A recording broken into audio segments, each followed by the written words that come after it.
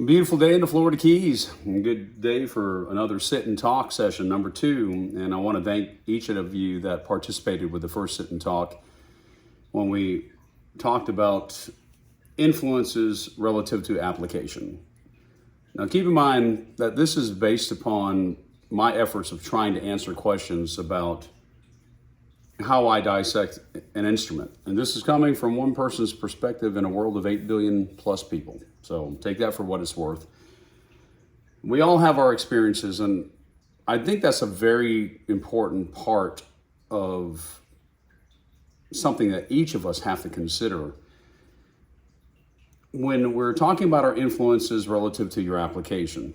Well, thank you for each of you that participated with that and left some great feedback and thought processes. And it doesn't have a lot of views. I didn't think it would have a lot of views. Of course, I'm not a lot of views kind of guy, because I'm not putting out that kind of content that gets tons and tons of views, but that's not the reason I'm doing this. I'm just doing this to share whatever time technically we can share. So whoever's watching this, I appreciate your time, whether it's one or everyone. Thank you for taking your precious time for me. So today's sit and talk, we're now going to go from the first one being influences versus application, now to application relative to time. The time that you're allotted to use what you're trying to apply. Because there's very much a whole spectrum of variables there. You can absolutely be influenced by Roy Buchanan. You might play in an environment where you can apply Roy Buchanan influences in your playing. But the length that you do that is now the time that you're going to actually take that part of your application with your influences and have it result into an actual physical amount of time. So let me break it down a little simpler. If you're spending hours and hours and hours and hours being influenced by somebody and you're applying it, how much of that time is actual application? If you play in cover bands, then your influences relative to application, relative to time, is great if you have a bunch of gigs. Because you get the benefit of having the whole picture put together for you, right? You're influenced by this musician, you listen to it, therefore you apply it in your practicing. And now applying it in your playing, which then equates to time, the length of a show. I play 4-hour shows in the Florida Keys constantly. I have, this past week is a good little example. I had a 3-hour show Wednesday, a 4-hour and 15-minute show on Thursday, and then Saturday I had a exactly 4-hour show. So that's 8:15 plus 4:30, 4.5. Don't do your math, whatever it is, just under 12 hours of playing. And through all that time, I was able to pull from those influences that begins our journey. We're influenced by all this great music and these great players, that I sat and tried to apply learning, my application of how do I learn, and then where I'm going to transfer that end result. So for me, I get 12 hours of opportunities a week as a general rule, 8 to 12 hours. So it's a lot different if you're doing all this practicing and then you have a 45-minute show once a month. Now, is that good or bad? It's just one other spoke in the wheel that you have to consider where you attain your satisfaction from. And that's the biggest thing. Who are we trying to satisfy? The listener with familiarity because you play a Skynyrd lick or Tiki Betts, Well, sure, that's part of it. Yourself, right? There's got to be some self gratification to some degree. Most of the time, if you asked some of the best guitar players in the world what they thought of their playing, they're always in a growing stage. They're never satisfied. So that's a powerful indicator that if somebody like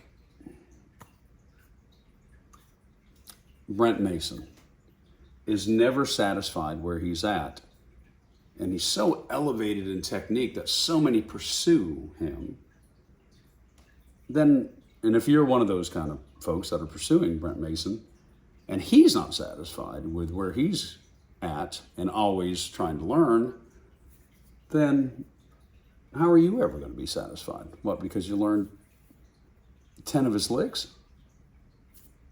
You can be. For me, it doesn't work like that. I've done that. I've done it. It just simply doesn't work for me. So I'm not questioning whether it should or shouldn't for you. But the question's been asked to me, where do I get satisfaction in my playing? And the fact of the matter is, the satisfaction's in the blessing of the journey, the constant trying, the constant mistakes, the constant adjustments, the constant musical conversation that you're trying to make sense within that musical mind of yours. And coming to terms with the fact that I would never be Brent Mason or name any great guitar player, I'm never going to be. But that doesn't stop me from being absorbed to the point that I can have some satisfaction along this journey. I've been fortunate because there have been measuring stick moments in the profession of music that are judged by industry standard levels. It doesn't make me a great guitar player. It just, I was able to do just enough of the job, evidently, to be the man to do the job. And at the same time, that's true for somebody that lives out in the middle of nowhere that's trying to be the guitar player in some band that's looking for people that are trying to play Leonard Skinner stuff close to the album or whatever it means. Point being, satisfaction along this journey. You only have so much time. So this is in relationship to application versus time. Whatever you're applying, your influences or your thing, don't let it take away from the precious time that you have. Let it add to it. And however you decide that you're getting satisfaction, just realize this one fact. I have never met, from Chet Atkins to Jerry Reed, the people I've met, Brent Mason, I've met, a bunch of folks you might not have even ever heard of that are just outstanding guitar players in Music City, USA, and across this world. Never have I ever met a guitar player that ever said the following: I have arrived and I'm the guitar player I want to be. So what makes me think I'm ever going to do that would be a foolish thought. What I'd like to do is to make sure that I leave myself in a positive way to want to continue to going forward. So therefore, I don't look at mistakes as devastating moments. I don't look at mistakes as failure. I look at those as opportunities to repaint another musical picture. I'm afforded that by the nature of the blessings that I have musically. And there was a time where it had to be, the mark had to be towed. And at those times, I was able to deliver what was needed for who was asking for the result. Don't be hard on yourself, number one. And above anything, enjoy the time that you're doing. Let me rephrase that. Enjoy the time that you're spending with the precious gift of music. Because what? Why would you do anything else? Why would you treat yourself any differently? There'll always be another guitar player that can rip it better than you, me, and everybody else.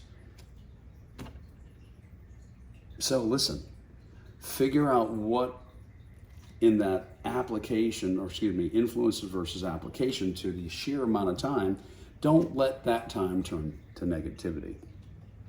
These conversations have not been as precise about musical notation, if you noticed. There's a mental thought process to the reasons I do something. And if you want to talk about music and why a chord becomes a certain minor chord or a major fifth diminished or whatever, listen, there's all kinds of stuff like that you can go learn. What's more important to me is that when I get done attempting to do something, that it has left a positive placement inside my soul and my mind, so I want to pick that instrument up tomorrow. And folks, that's how you keep a fire going. So it's a lot deeper question than just, hey, how do you learn how to figure out how to solo? Or what are you thinking here? There's a lot to it because I have done the studying of music that left me with a distasteful element that I don't want to experience again. But that's up to me to handle it. So, all that to say, influences versus application. Application equals to a point of time, amount of time. That time is going to go by regardless of what you do, but how you do it, how you use that time, that it returns a positive element to you. That's my prayer for each of you. If there's any of you that have any specific music questions that I can help out with, don't hesitate to ask. I don't know that I can answer them or not. There's a lot more people that are much more qualified than I am. I have the experiences that I have, and I'm willing to share what I know. But I'm like each and every one of you. I am in hot pursuit in this musical journey, and I am thankful for it. And that's what I am grateful for. I am thankful that I can.